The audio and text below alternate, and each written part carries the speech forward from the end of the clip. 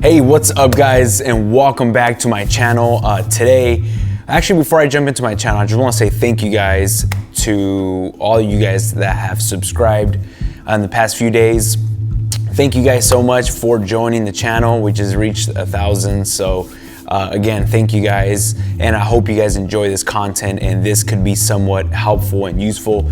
Again, I'm not saying I know everything and everything I say is, no, these are just my personal opinions, my workflow, how I work and how I go from A to B, and I want to share it with you guys. Yeah guys, thank you guys so much for jumping into this video. Today something I want to talk about is, this is very, very important, and it's setting exposure. I've made a few videos on setting exposure, and it's something that it's kind of like a never-ending topic, and that's what makes this so exciting. One thing I want to really focus on is the Atomos Ninja V and using that system to set your exposure. And one thing that I've noticed throughout time is that it doesn't matter what camera you have. You can have a Sony, Panasonic, Canon, Nikon, any camera you have will look amazing. And it's not because you're shooting in 10-bit versus 8-bit, but it's because you're setting your exposure and you get to know how to set your exposure on that camera.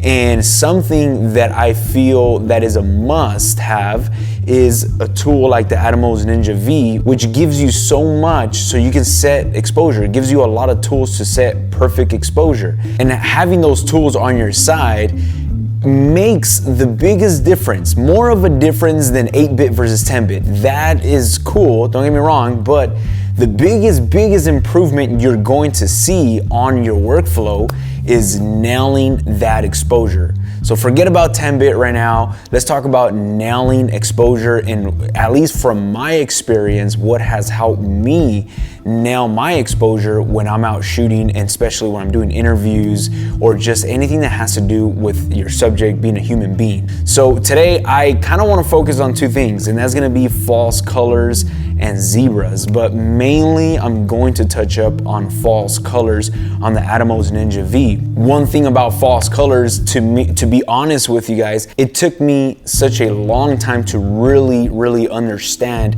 how to use them on the Ninja V, because I would see other people using them and it would make sense to me, you know, once you hit this color you're at 60% IRE, and I was like, all right, cool, that's awesome. But I don't know if you guys noticed, if you guys do own the Ninja V, but on the Ninja V it doesn't give you the value numbers of each color. So me personally, I was just confused. I was like, well, I don't know, what's 50 IRE or what's 60% IRE? What are these values? And I looked it up online and I saw the values and I'm like, all right, cool. So orange, once I hit orange on my false colors, that's 60% IRE. And once I hit light gray, that's 70% IRE. But the thing to me that was very confusing was I have like a dark gray, and then I have dark gray, and then I have orange, and then light gray. And I was like, man, I don't know what gray is what. Like, I was just so confused. But there's one tip that really helped me, and that's what I want to share with you guys, and how you guys can use it when exposing on the Ninja V using false colors. So one thing I do want to say is, when you guys are shooting log footage, and this is going to be useful for when you guys are shooting in log, two cameras that I'm mainly going to be talking about today, and that is the Panasonic GH5 and also on my Canon camera. And when I'm shooting in log, I usually expose skin tones around 50 to 60 IRE, but 60 being like my peak. Same thing on my GH5. I find at 55 IRE, my peak at 60, like those are my good levels for skin tones. Now this is my personal workflow, and this is what has helped me out personally. If you guys get any other numbers from somebody else, that's awesome, and try that out. Please don't think that my numbers are the only ones, but that's just what I found to be, you know, usable when I'm color grading. 60% IRE on your Atomos Ninja V is going to be at the first orange color, which is right above light gray. And this is where it got a little confusing to me, because I don't know if you guys noticed, but on your Atomos Ninja V, there's like orange, and then at the very top, whereas you're peaking, where it's almost at 100 IRE, there's another orange. So there's always two oranges, so that right there always kicked me off, and I'm like, man, is this overexposed? So that was just kind of crazy to me, so I never really got into it, but now that I found a way to really understand it, I want to share that with you guys, and hopefully this is making sense. I hope I'm not too out of the place or whatever, but okay, so the way I want to explain this is I actually want to show you guys live, just kind of like behind the scenes on how I'm exposing this shot right now. What I'm gonna do, I'm gonna just switch over to a B camera. All right guys, so as you guys can see, I'm actually right here, and I'm kind of talking, looking at this camera, so bear with me. What I'm gonna do is I'm gonna show you guys how I set my exposure.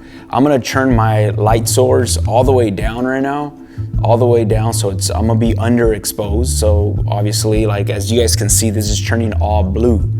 So this has been the easiest way for me to set my exposure, and it's been very helpful. All you guys need to know is that at the first level of orange, that once you guys see orange, that's gonna be 60% IRE. So what I would do is I have my lights all the way turned down, and I'm gonna start bringing up my lights. And as I'm bringing up my lights, you guys can see on the Atomos Ninja V, the values are going up. There's colors going up. Now we have a little bit of green in the top, which green, if you guys see green, the first level of green, that's about 40% IRE right there. We're gonna keep going up. Like I said, before I continue, I want my face to be peaking at about 60 IRE, which 60 IRE on the Atomos Ninja V is gonna be your first level of orange. So hopefully this is making sense. So I'm gonna go up all the way until I barely see orange on my face. I'm seeing green, so I'm a little bit at 40% IRE right here. And then as I'm going up, I start seeing my first shadows of gray, which that first shadow of light gray is gonna be 50% IRE.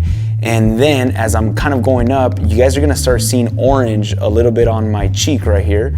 If you guys see orange right there, that means that I'm peaking on to 60% IRE. So that first level of orange, that's showing that right here, I'm peaking at about 60% IRE. Hopefully this is making sense. So I'm gonna keep going up, and the way I'm gonna set this exposure is, boom, I'm gonna stop right there. I feel like that's good exposure. Actually, you know what? I'm gonna bring it down a little bit. I'm gonna bring it down just a little bit. So what I'm doing, I'm using this first layer of orange as my peak value, or as my warning to like, hey man, don't go any higher on the face if you don't want to blow out your skin tones.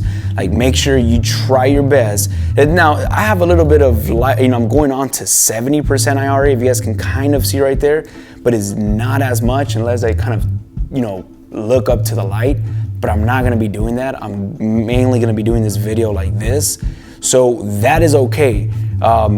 Set your exposure when you have your subject right in front of you, and bring up your ISO or light source, whatever it is that you're using to light up this video, until you start to see a little bit of orange. Once you see a little bit of orange, that's your warning to like, all right, bro, don't raise up your ISO anymore, or don't, you know, light up your light source as much anymore. It's kind of like you're be careful and you're good.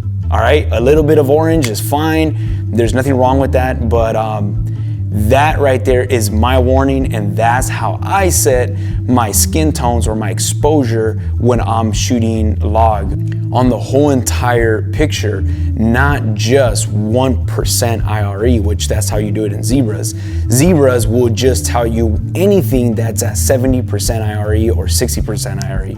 So if we're doing this with zebras, let me actually switch this out to zebras. I'm gonna put my zebras at 60% IRE, which 60% IRE should be the only spot right here on my face that is showing orange. So let me switch that out if you guys can see this. I'm jumping into zebras. So as you guys can see, I'm on zebras right now, and I'm on 60% IRE. And yes, you know, everything that was orange on my face, it shows zebras on my face. Hopefully you guys can see that right there. And that's also letting me know that's 60% IRE. And like I said, when I'm setting exposure, when I'm using log footage or filming with log footage, I like to set my skin tones at about 50 to 60 IRE. 60 being my threshold and my peak. It's okay to have a little bit of 60 IRE, but not as much. All right, guys, so hopefully that was helpful. Hopefully this is not too confusing and I'm just kind of going all over the place. But again, I'm not saying this is perfect and, you know, what I say is the way it goes and the way it should be, but these are just my opinions for you guys because they're my personal experiences of what works better for me. This works really good for me. This gives me a consistent exposure throughout all my shots. Hopefully this made sense to you guys. Let me know down in the comments if you guys got any questions. And again, guys, this was mainly on false colors. You guys can also do this with zebras. Use your zebras at 60% IRE and expose until you start seeing zebras on the face. That's your threshold. Back it down a little bit. You know, kind of go about it like that. Trial and error, test it out. If it works, keep doing it. If it doesn't work, try something else. Hopefully this works out for you guys and this is helpful for you guys. And thank you guys, all you new subscribers that just tuned into the channel. Thank you guys for tuning in.